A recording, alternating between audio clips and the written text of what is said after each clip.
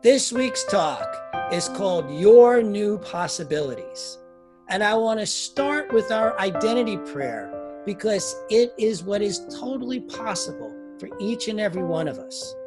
So let us read it again. I know that within myself there is that life which is perfect, complete, divine. It was never born and cannot die, for it lives and is God. Within myself is the wholeness, peace, poise, and power of life. This life is health, it is abundance, it is love. There is one life. It is the life of God, and this is my life now. And so it is. That was by Dr. Holmes. And so is this quote, which is one of my favorites of his. He tells us within us is the unborn possibility of limitless experience. Ours is the privilege of giving birth to it. Ours is the privilege of giving birth to unborn possibility of limitless experience.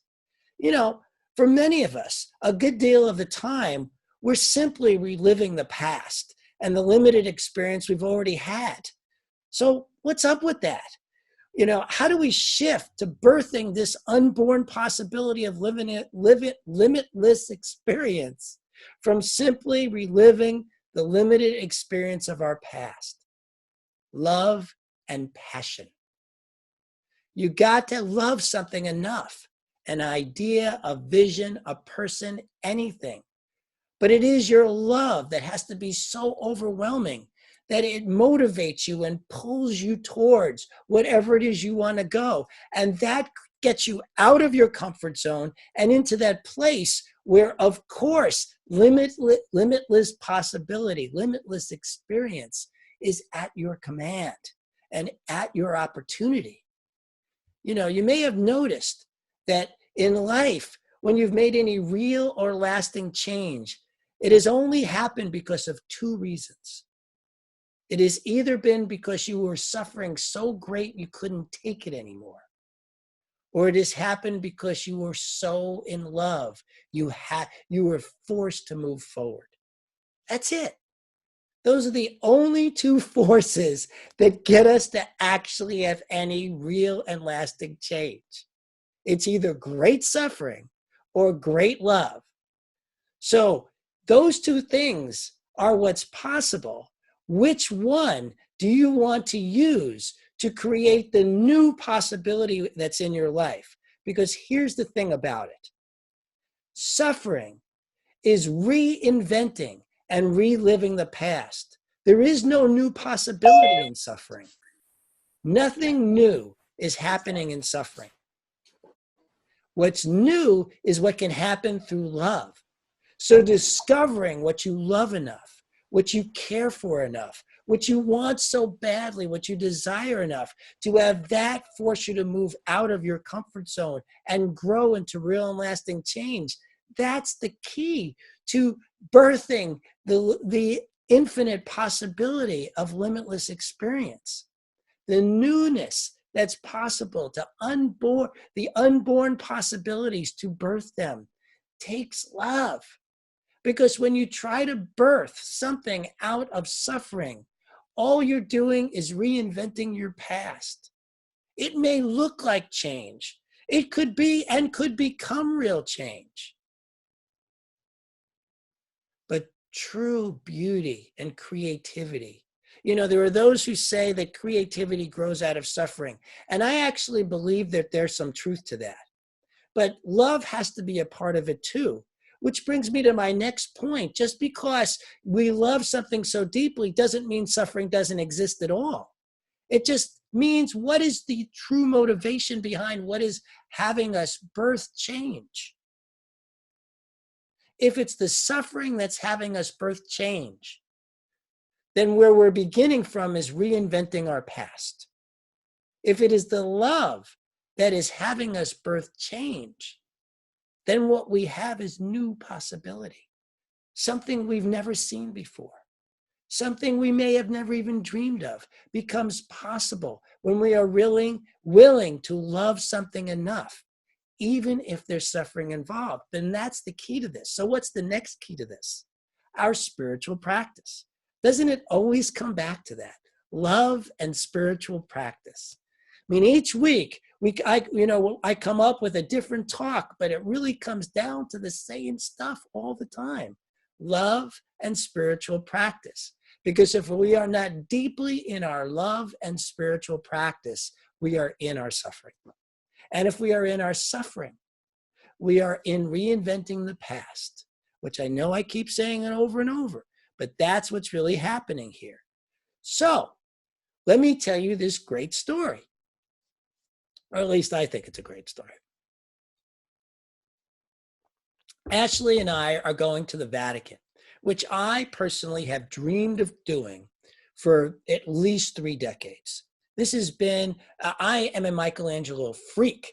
So going to the Sistine Chapel and looking up at his work has been this immensely important thing for me in my life for many, many moons. And so I am very, very excited about this. And when I am very, very excited, I get very, very loud and boisterous, as some of you may have experienced. And so Ash and I go out, and I'm bouncing around, and we have just heard from somebody how there's lots of pickpockets in Rome, and how you really don't want to draw attention to yourself as a tourist. And here I am bouncing around like crazy. We go to the subway, we get on the subway, and everybody's real, and we're in like sardines, and I'm still bouncing around like crazy because I'm so excited about getting to the Sistine Chapel. And Ash gets nervous. She gets nervous about the attention I'm drawing to ourselves, which makes complete sense that she's being that way, and asks me to quiet down. Now, people have been asking me to quiet down since I was a kid, and I have a very deep wound around this. So I immediately fell into this deep, dark tunnel of shame. And now I am pouting. From boisterous, I am now pouting. I have now lost all the joy of this thing that I have been waiting 3 decades to do. And I am on my way to the Vatican in the worst of moods, deep in my darkness, deep in my shame. And then we get to the Vatican, and there's this tour guide there who says that we need to use him, or we won't be able to do this special thing that needs doing. And I hate tour guides. And Ash goes, okay, let's do that. So now I'm going even deeper down the hole I was already going in. Now, Ash took my silence as actually agreeing with her. She didn't know I was down this deep, dark hole. So it was a misunderstanding that she agreed to do this tour, which I hate. I feel tethered to tour guides like a dog on a leash who just wants to break free. And so we go through the Vatican with this tour guide, and I am having the worst time ever. I have allowed my wounds of the past to completely destroy my present.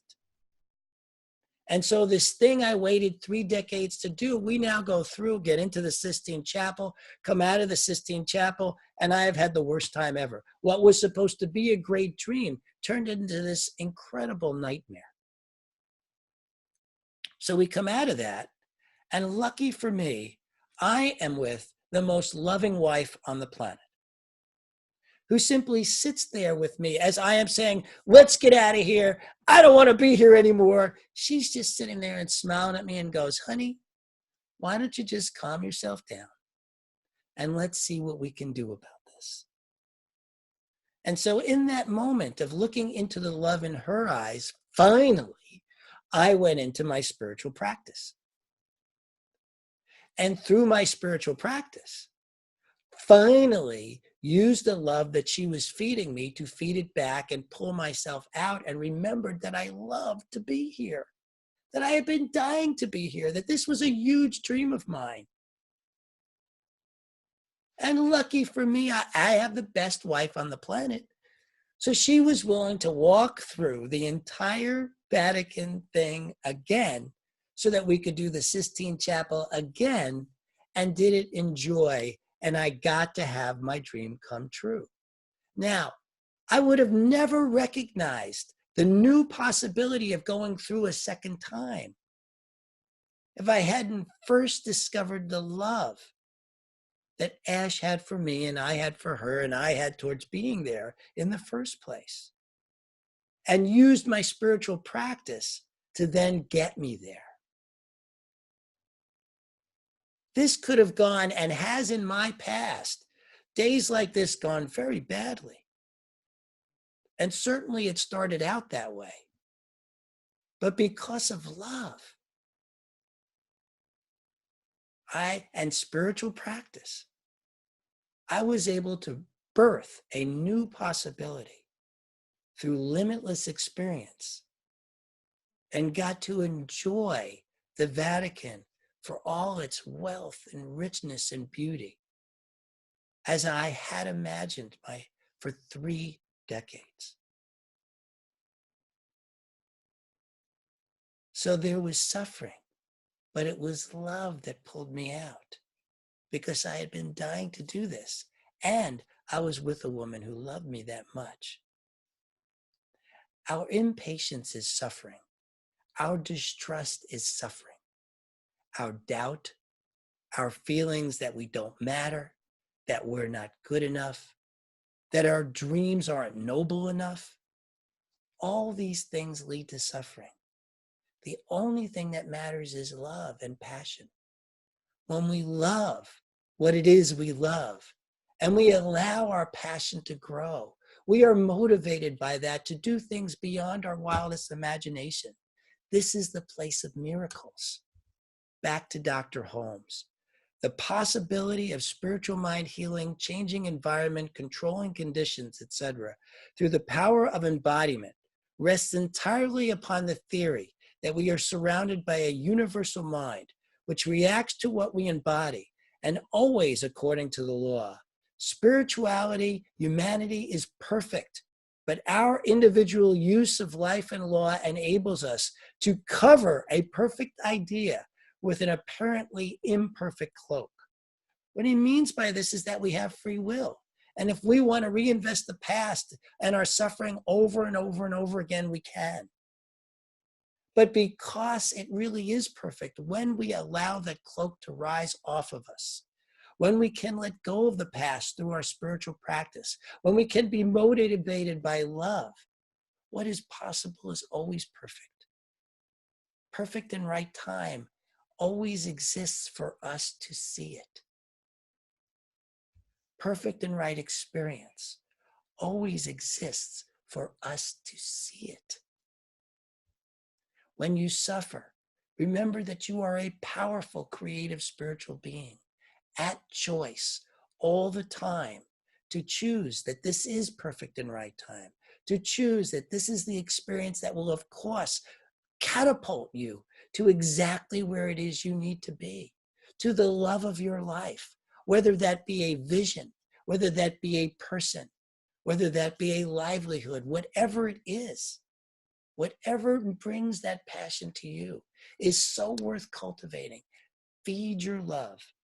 Feed your passion. Remember who you truly are, a powerful, creative, spiritual being, and let your life be miraculous. Thank you. I love you. You are the face of God. I hold you in my heart.